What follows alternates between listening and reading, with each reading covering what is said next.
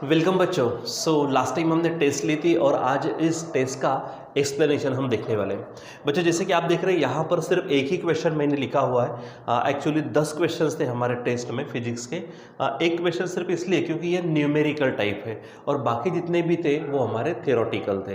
ठीक है, तो थ्योरेटिकल के लिए है तो मैं यहाँ से आपको समझाता है, वो मेरे पास पेपर है और यहाँ पर हम देखते भी हैं और थोड़ा न्यूमेरिकल होने के कारण यहाँ से देखते हैं। लेकिन ये चालू करने के पहले थोड़ा सा और एक कहूँगा कि जैसे हम आपको टेस्ट भेजते हैं, आपके मोबाइल पर आती है वो टेस्ट, तो प्लीज़ एक काम करना कि उस टेस्ट को आप क्या करना, अपने पेपर पर भी, एक आधा जो भी नोटबुक का पेपर होता है उस पेपर पर भी लिख के रखिएगा, ताकि जब आप क्या करो, ठीक है, जैसे कि अभी ये वीडियो पूरा आगे जाने के पहले आप क्या करो कि वो जो 9-10 क्वेश्चंस है वो 9-10 क्वेश्चन आप अपने नोटबुक में क्वेश्चंस लिख लो। ठीक है, ताकि आप नोटबुक सामने रखें और यहाँ पर वो एक्सप्लेनेशन है, क्योंकि अब जब वीडियो देखेंगे तो बार बार आप क्वेश्चन को कैसे देखेंगे। इसलिए जो भी आपको मोबाइल पर क्या करिए है, टेस्ट भेजी है, आप उसको सबसे पहले नोटबुक में लिख लीजिए। ठीक है, और जब आप इसके एक्सप्लेनेशन देखेंगे तो क्वेश्चन पेपर आपके सामने रहेगा और यहाँ पर आंसर पेपर, जैसे कि मेरे पास अभी क्वेश्चन पेपर यहाँ पर है। ठीक है, हम यहाँ से देखते देखते आगे बढ़ेंगे। ठीक है, सो प्लीज़ ये काम करना। चलो, तो सबसे पहले शुरुआत करते हैं। हमारे पास उसमें पहला क्वेश्चन है, और मैंने कहा ना कि पहले आप नोटबुक में लिख कर उसके बाद में वीडियो को देखना। ठीक है, देखो वहाँ पर पहला क्वेश्चन है हमारे पास, total number of complementary fundamental units in SI system. बताने की जरूरत नहीं, ऑलरेडी वी हैव सीन। ठीक है, 7 फंडामेंटल क्वांटिटीज़ और कॉम्प्लीमेंट्री फंडामेंटल सिर्फ 2 है, और वो भी कौन से हमारे पास है प्लेन एंगल और सॉलिड एंगल। तो इसका ऑप्शन क्या चाहिए था, 2। अगर आपने वो भेजा होगा बहुत अच्छी बात है। नेक्स्ट की तरफ चलते, which of the following is not fundamental unit.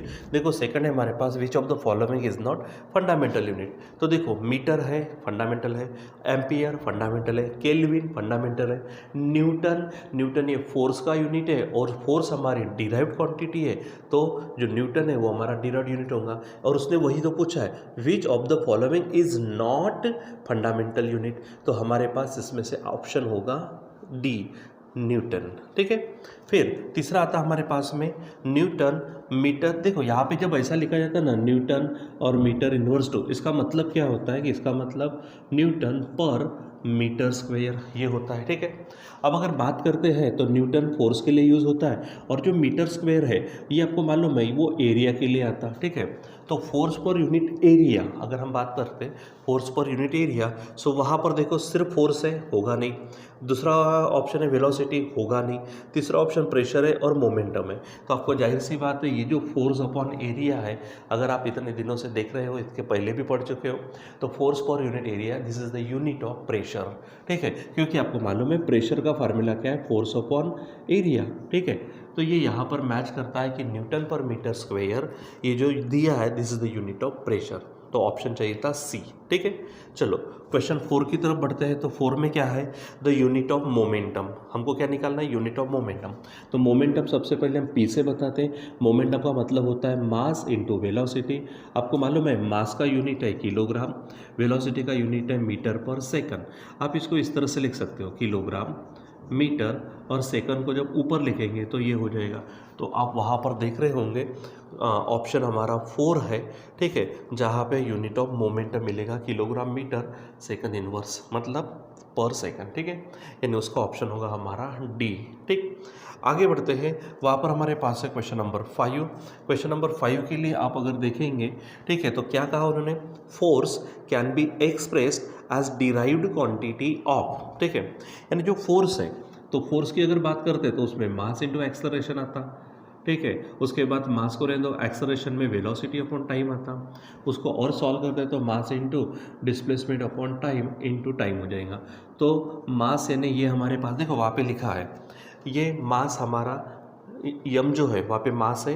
ठीक है, ये डिस्प्लेसमेंट है, तो डिस्प्लेसमेंट का जो यूनिट होगा या फिर जो क्वांटिटी होगी वो लेंथ होगी, और ये टाइम है। इसका मतलब यहाँ पर क्या आएगा, ठीक है, हमारे पास मास आ रहा है, ये यस यानी डिस्प्लेसमेंट यानी लेंथ आ रही है, और ये टी यानी टाइम, यानी हमारा जो फोर्स है वो कौन से डायरेक्ट क्वांटिटी में लिखा जा सकता है, तो लेंथ मास एंड टाइम। तो वहाँ पर ऑप्शन है, पहला ऑप्शन है लेंथ एंड मास, तो सिर्फ लेंथ एंड मास नहीं है ना उसमें, ठीक है, फिर मास एंड टाइम है सेकंड में, थर्ड में है लेंथ है, मास है, टाइम है, और नन ऑफ दीज है। तो इसमें से ऑप्शन कौन सा होगा हमारा, सी होगा। कौन सा, ये लेंथ मास एंड टाइम, ठीक है, तो वो आपको ध्यान में रखना है। उसके बाद में आगे बढ़ते हैं 6 नंबर का, फिर से है न्यूटन पर मीटर स्क्वायर, ये जो यूनिट दिया है, ठीक है, this is the unit of, actually ये क्वेश्चन थोड़ा रिपीटेड टाइप क्वेश्चन हो चुका है, उसमें फोर्स है, मोमेंटम है, पावर है, प्रेशर है, और already we have seen it is the unit of pressure, ठीक है, तो ऑप्शन चाहिए था डी प्रेशर, ठीक है।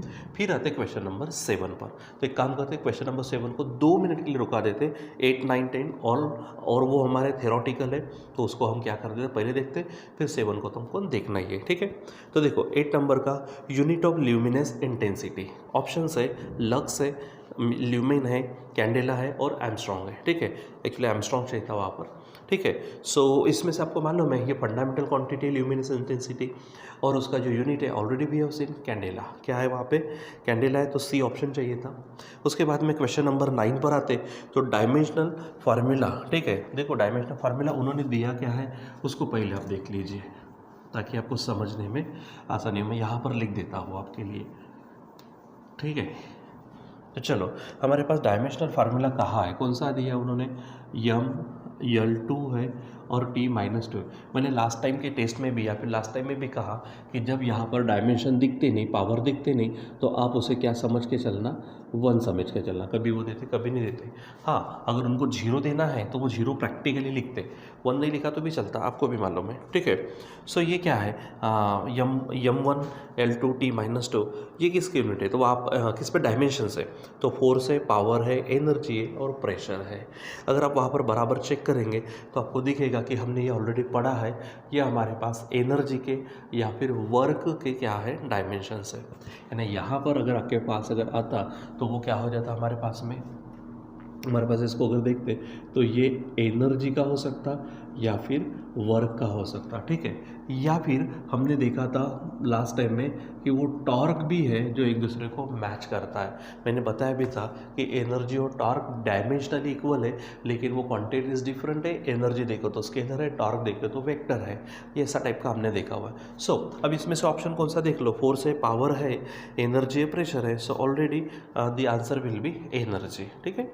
चलो नेक्स्ट, ये 9 नंबर के लिए। फिर 10 नंबर के लिए अगर बात करते हैं तो dimensional formula for work is, अब देखो सिंपल है, वर्क का मैंने कहा कि वर्क, एनर्जी, टॉर्क इनका सेम है, तो डायमेंशनल फार्मूला तो भाई यही होगा। सो कौन सा होगा, M1 L2 T-2, वहाँ पर पहला ही है, बाकी देखेंगे वहाँ पे मैच नहीं करते। So the dimensional formula for the work is M1 L2 and T-2। तो ये इस तरह से हमारे पास में क्वेश्चन 10 होगा, ठीक है।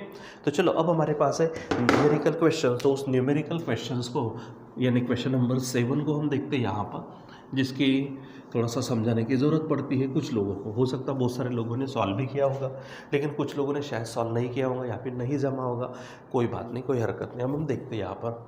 हाँ, एक सबसे पहली बात कि यहाँ पर आप देख रहे होंगे मैंने यहाँ पे रेड पेन से कुछ दिख रहा है, इसका मतलब वहाँ पे करेक्शन था। और जब मैंने आपको टेस्ट भेजी थी तो वहाँ पे उस समय में ध्यान में नहीं है, क्योंकि जो हमारे पेपर सेट करने वाले, पेपर टाइप करने वाले लोग हैं, उनके द्वारा कुछ गलती है, क्योंकि उन्होंने वही क्वेश्चन पे शायद ओवर राइट किया था, ठीक है। सो कोई बात नहीं, वहाँ पे जो गलती है मैंने करेक्शन भेजा था कि 60 के जगह पे क्या चाहिए था 72, और वहाँ पे साउंड, वहाँ पे स्पीड ऑफ साउंड समथिंग पूछा था, एक्चुअली पहले ट्रक दिया था तो साउंड कैसा रहेगा, तो वहाँ पे स्पीड ऑफ ट्रक ही चाहिए था, तो वो करेक्शन वो ध्यान दो। उसके बाद 20, 25, 30 and 35 these are the options. Now we have to see the correct answer. देखो फर्स्ट ऑफ ऑल उन्होंने क्या दिया है वो देखो। अच्छा एक काम करते हैं, ये तो वैसे ऑब्जेक्टिव टाइप क्वेश्चन है। ऑब्जेक्टिव टाइप मतलब जैसे उसके ऑप्शन दिए गए, सब्जेक्टिव टाइप यानी पूरा सॉल्व करना। तो एक काम करते हैं हम इसको ना सॉल्व भी करके रख देते हैं, आप अपने क्या करना नोटबुक में इसमें लिख के रखना। अब जब मान लीजिए कि रेगुलर क्वेश्चन है, तो रेगुलर क्वेश्चन में यानी न्यूमेरिकल सॉल्व करते समय आप ढंग से लिखेंगे गिवन डेटा। देखो क्या है, the speed of the truck is, यानी आपको स्पीड, आप वेलोसिटी का स्पीड लिख सकते हो, कितना दिया है 72 किलोमीटर पर आवर, ठीक है, ये दिया। अब उसने आगे क्या कहा, speed of the truck in metre per second. देखो इसको कैसे पढ़ेंगे, मीटर पर सेकंड बोलना, ठीक है, क्योंकि वो ऐसा रहता एक्चुअली, इसका पावर 1 रहता, ऊपर लिखते समय माइनस, तो पढ़ते समय मीटर पर सेकंड, मीटर पर सेकेंड ऐसा बोलते हैं हम, ठीक है, वो थोड़ा आप ध्यान में रखिएगा। सो अब आपको क्या करना है, जो किलोमीटर पर आवर में दिया था वो मीटर पर सेकंड में लिखना है आपको। तो सिंपली आप इसी को क्या करेंगे, कन्वर्ट करेंगे। तो ये आपके पास ऑलरेडी 72 है। याद करिए लास्ट टाइम में भी एक तरह से क्वेश्चन ऐसा ही था, लेकिन वहाँ पर मीटर पर सेकंड में दिया था और पूछा था किलोमीटर पर आवर में, ठीक है।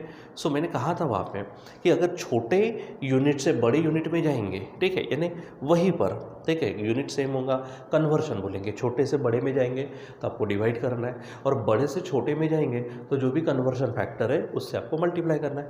तो एक्चुअली किलोमीटर पर आवर ये बड़ा है और मीटर पर सेकेंड ये छोटा है, तो हम क्या करेंगे, इसका जो भी कन्वर्शन फैक्टर होगा उससे हम क्या करेंगे, वहाँ पर मल्टीप्लाई करेंगे। तो अब ये तो जान लो कि ये हमारे पास 72 है, ये किलोमीटर है, तो कन्वर्शन फैक्टर क्या है मीटर के लिए, तो 1 kilometre is equal to 1000 metre. So आप वहाँ पर 1000 से मल्टीप्लाई करेंगे, डिवाइडेड बाय, नीचे में कुछ नहीं है, यानी 1 रहता, अब 1 लिखने की ज़रूरत नहीं है, लिखे तो अच्छी बात भी है।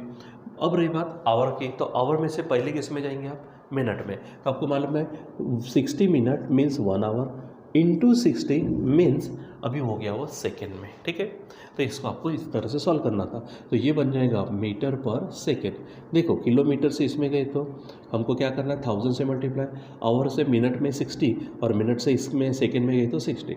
अब इसको सॉल्व कर लो, ये जीरो इसके साथ में कैंसिल होगा। अब ऊपर में 72 और ये है 72, जीरो लगा दो, यहाँ पे 6 है तो 6 ज़ा 36, आपको मालूम है 36 2 ज़ा क्या होता है 72 और ये जीरो, इसका मतलब यहाँ पर आपका आंसर क्या चाहिए था, v is equal to 20 metre per second, मतलब मीटर पर सेकंड उसने खुद कहा है। सो ऑप्शन शुड बी 20, यहाँ पे आप ऑप्शन क्या आना चाहिए था, 20 आना चाहिए था। सो बच्चों आई होप कि आप लोगों ने इसको सॉल्व किया होगा, और ठीक है, इसी तरह से आपने ऑप्शंस वगैरह भी भेजे होंगे। अच्छा, ऑप्शंस किस तरह से भेजने थे मैंने आपको बताया भी था।